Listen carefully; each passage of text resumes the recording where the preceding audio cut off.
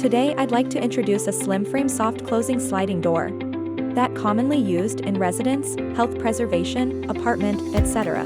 Now let me introduce with more details of the door. The door takes slim aluminum profile as the frame, which the width is only 16 millimeters. We could see 10 millimeters or 7 millimeters width in the market as well. It is fashionable and transparent, which adopted by architect in priority.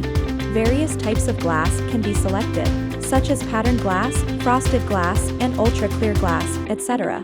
It has damper for soft closing distance of 75 millimeters. While opening and closing, it can effectively reduce noise and prevent from pinching hands. The damper works in two directions with good cost effectiveness. That improves the space utilization only if the door width greater than or equal to 570 mm. The door sash is supported by top guide rail, which easy to slide without bottom guide rail, hence no dust will be gathered. Meanwhile it's kept stable by guiding device. Furthermore, we have the hardware, especially for wooden sliding door and steel frame sliding door, etc. Welcome to contact us for more information. Thank you for watching.